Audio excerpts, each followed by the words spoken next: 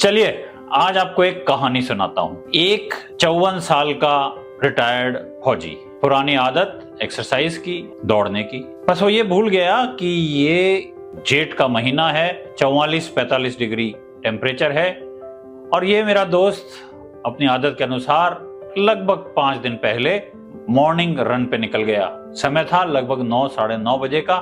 दौड़ा 5 किलोमीटर। दौड़ने के बाद उसको पैर में बहुत तेज दर्द हुआ, इतना तेज कि उसको अस्पताल में भर्ती होना पड़ा। कुछ देर बाद उसकी सांस में दिक्कत आने लगी, हाथ पैरों में सूजन आने लगी। वो मेरे पास आया। हमने जब जांच की तो हमने पाया कि उसके गुर्दों ने काम करना बंद कर दिया था।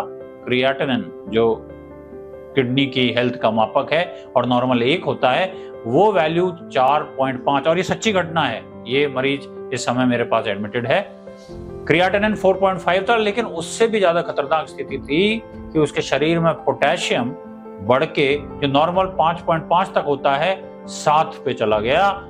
इस पेशेंट का हार्ट अचानक से बंद हो गया।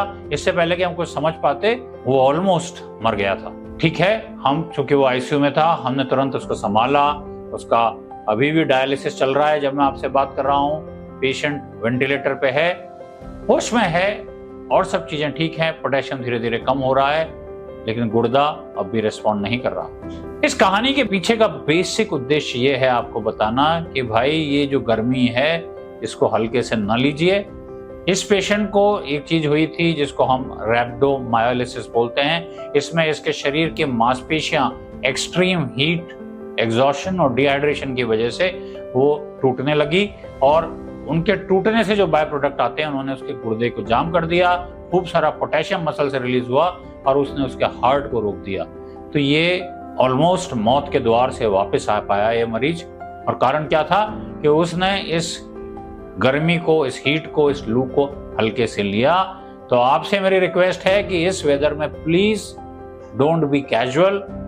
कोशिश कीजिए कि एक्सट्रीम गर्मी में घर से बाहर न निकलें तो थोड़ी सी दूर जाके शेड ढूंढें। निकलें तो खूब सारा पानी पी के घर से निकलें और अपने साथ 2 बोतल भर के पानी निकलिए। Please avoid getting expose to too much heat.